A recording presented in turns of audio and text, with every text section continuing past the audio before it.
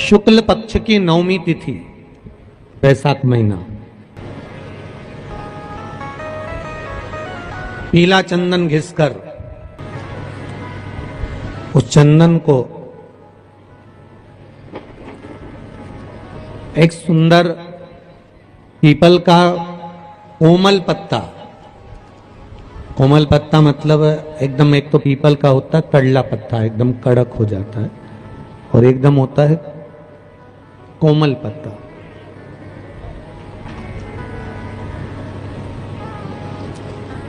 उस पीपल के कोमल पत्ते पर पीला चंदन घिसकर, जो वह चंदन होता है, उस चंदन को घिसकर उस चंदन को उस पत्ते पर रख ले। और महाराज उस पत्ते को मध्याह्न के समय पर, जैसे जब सुबह के समय पर सारी पूजन हो जाए, अर्चना हो जाए, भगवान शिव के मंदिरों में जल समर्पित हो जाए, उसके बाद में जब बाबा एकदम आनंद में विराजे हों, तब जहां शिवलिंग रखा होता है,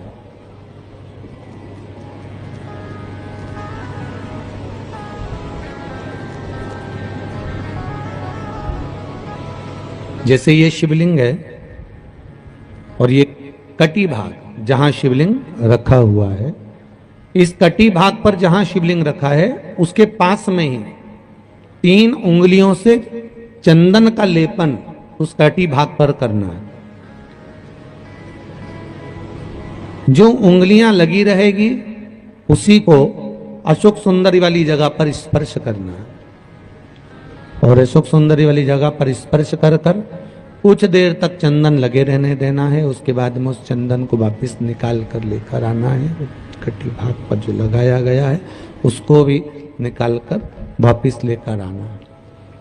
फिर बाबा का स्नान नहीं कराना है, केवल चंदन लेकर आना है, उसी पीपल के पत्ते पर रखकर एक डिब्बी में उस चंदन को आप रख लीजिए।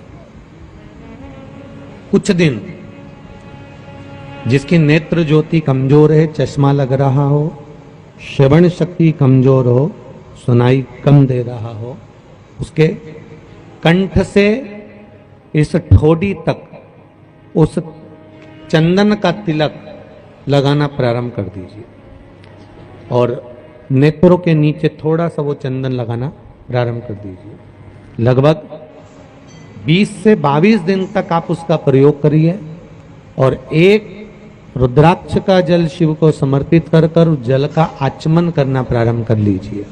लगभग 22 दिन लगेंगे।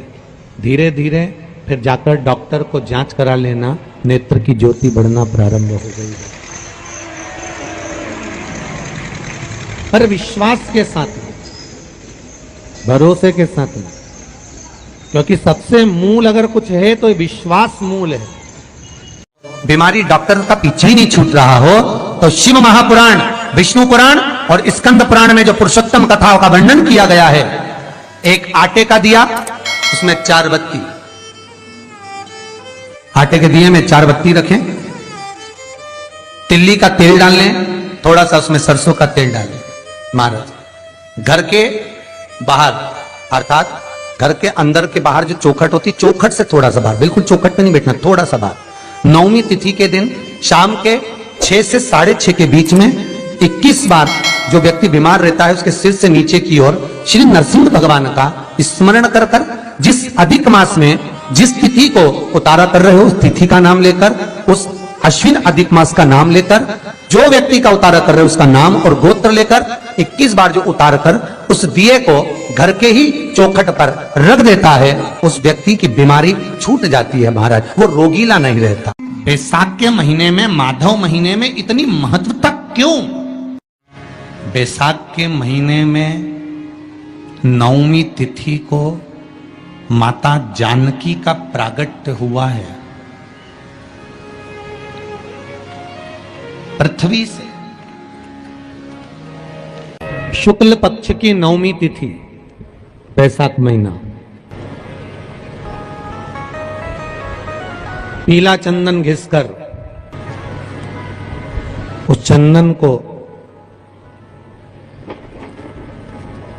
एक सुंदर पीपल का कोमल पत्ता, कोमल पत्ता मतलब एकदम, एक तो पीपल का होता है कड़ला पत्ता, एकदम कड़क हो जाता है, और एकदम होता है कोमल पत्ता।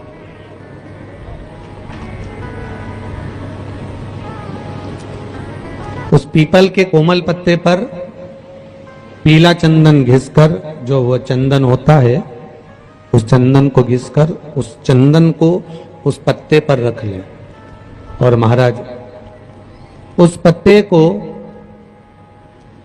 मध्याह्न के समय पर, जैसे जब सुबह के समय पर सारी पूजन हो जाए, अर्चना हो जाए, भगवान शिव के मंदिरों में जल समर्पित हो जाए, उसके बाद में जब बाबा एकदम आनंद में विराजे हों, तब जहां शिवलिंग रखा होता है,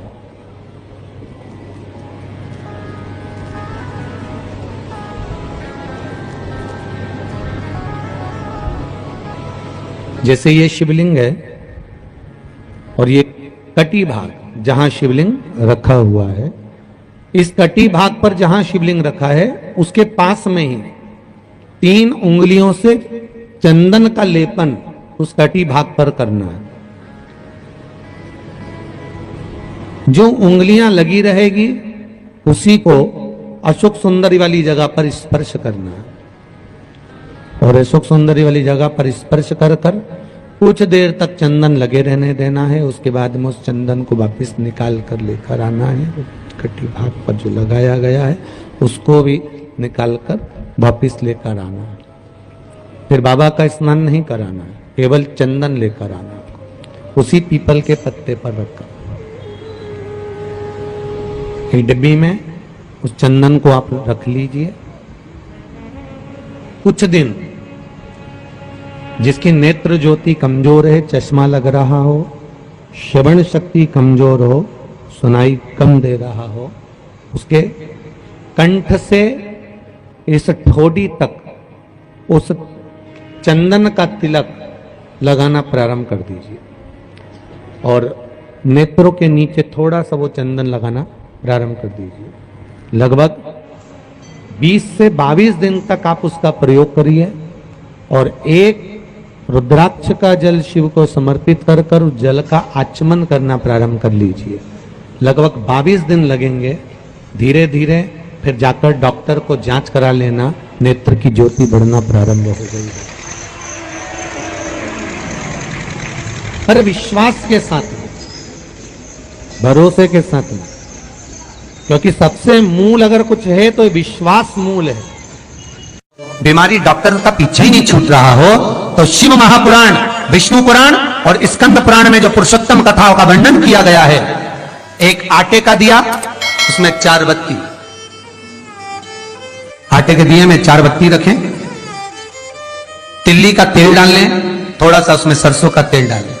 महाराज घर के बाहर, अर्थात घर के अंदर के बाहर जो चौखट होती, चौखट से थोड़ा सा बाहर, बिल्कुल चौखट पे नहीं बैठना, थोड़ा सा बाहर, 9वीं तिथि के दिन शाम के 6 से 6:30 के बीच में 21 बार जो व्यक्ति बीमार रहता है उसके सिर से नीचे की ओर श्री नरसिंह भगवान का स्मरण कर कर, जिस अधिक मास में जिस तिथि को उतारा कर रहे हो उस तिथि का नाम लेकर, उस अश्विन अधिक मास का नाम लेकर, जो व्यक्ति का उतारा कर रहे हो उसका नाम और गोत्र लेकर 21 बार जो उतार कर उस दिए को घर के ही चौखट पर रख देता है, उस व्यक्ति की बीमारी छूट जाती है। महाराज वो रोगीला नहीं रहता। बैसाख के महीने में, माधव महीने में इतनी महत्वता क्यों? बैसाख के महीने में 9वीं तिथि को माता जानकी का प्रागट्य हुआ है पृथ्वी से।